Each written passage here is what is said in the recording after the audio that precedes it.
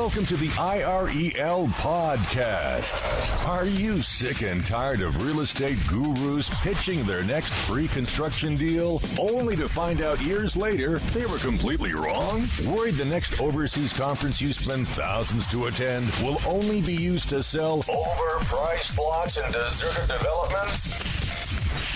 Join thousands of other international real estate seekers who are looking for their place in paradise without the sales pitch. Straight from your host, Taylor White.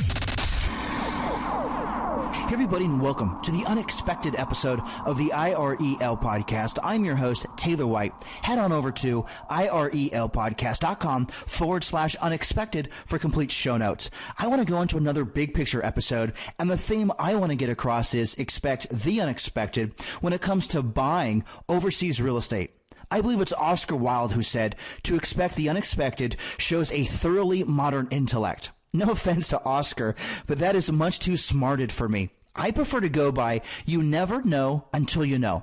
If you'll indulge me, I would like to take a trip back memory lane in my brief real estate investing career and provide a few brief examples with the idea that showcasing a few of mine might help you navigate your own personal circumstances, whatever they may be. In my first real estate deal, I thought it'd be a great idea if I partnered with a close friend of mine. As a thought, at the age of 21, owning a small condo all on my own seemed very daunting, and being able to split the mortgage payment 2 ways instead of one to a struggling 20-something seemed like a much better idea. Keep in mind, this was right after the terrorist attacks on September 11th, 2001 that happened in New York, an aggressive mortgage program for those who went after them, so that's exactly what I did.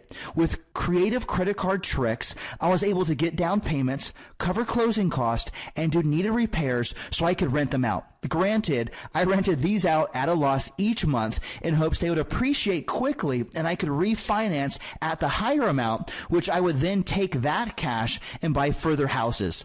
I had my real estate license, so I was handling all aspects of these deals, such as things like finding the properties, figuring out best financing to use, dealing with the lenders, writing the purchase contracts correctly so the sellers paid for most of our closing costs, getting the property ready for tenants, finding tenants, dealing with tenants, selling the property. It was a lot to do. I don't remember the exact numbers, but with creative financing, my friend and I were out of pocket something around $400 each per month with the 4 properties we had. As what happens when you don't know, more and more issues kept coming up. My friend somehow confused the appreciation with each property to actual money that we have in our pockets and stopped paying his portion each month because, as he put it, the money is in the house, just take it out.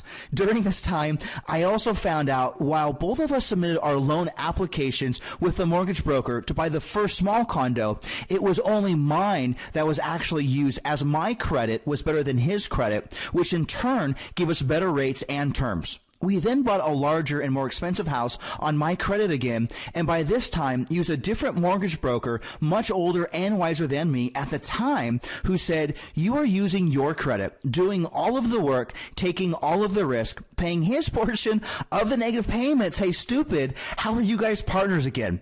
And to be honest, he had a very good point. To completely complicate things even further, we had tapped out my personal credit for a little while as we bought the condo and house within about 6 months, and it dawned on us we can use his untapped credit to continue buying. So that's exactly what we did. We refinanced the small condo in my name, used that as down payments on 2 additional houses, and kept moving down the path to real estate dominance.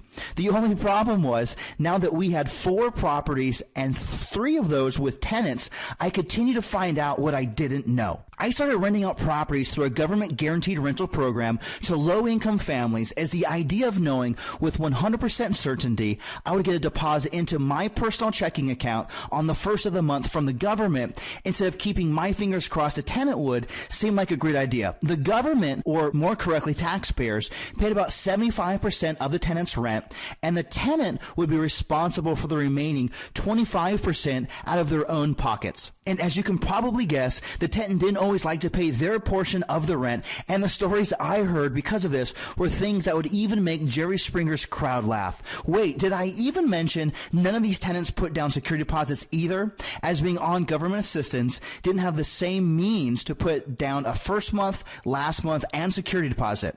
They were tricky little devils that obviously knew the system much better than I did, as they were holding all the cards and I wasn't. Unfortunately, when a few of these tenants stopped paying their portion of the monthly rents and my calls and mail weren't returned, I found out how much harder it was to legally evict them than other tenants, and soon found out more about what I didn't know. Think about this for a second.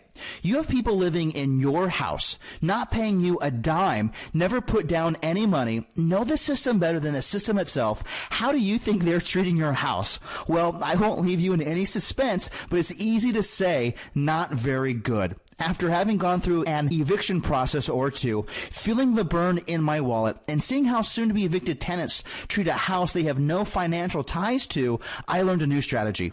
After tallying up the expense of evicting someone, needing repairs, loss in rent, along with a multitude of other hassles, I stumbled upon a new idea of paying people to leave.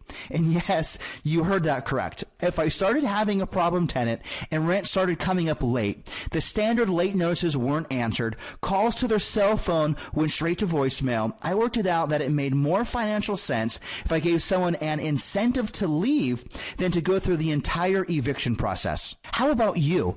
Do you have a backup plan if the vacation apartment you buy in Costa del Sol, Spain is complete, but you later find out the developer built on land they never should have and the government is tearing it down? What if you try and navigate the complicated buying process as a foreigner in Thailand and the local Thai you partner up with decides he would rather take the land you are subdividing all for himself?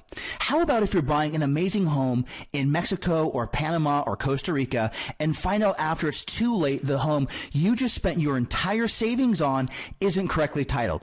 You're buying off-plan apartments in Fortaleza, Brazil on stage payments and soon find out currencies are never stable. The construction cost index is much higher than everyone says.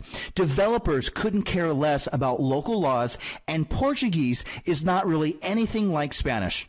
Head on over to irelpodcast.com/unexpected and know that 5 days a week you'll be hearing direct from the mouths of overseas property insiders to your earbuds with no filters and absolutely no fluff. Tune in next time as I go into further details about the rental that was broken into 9 times, the brand new apartment whose roof caved in, being offered sex instead of rent money, and much more. You have been listening to the IREL Podcast with Taylor White.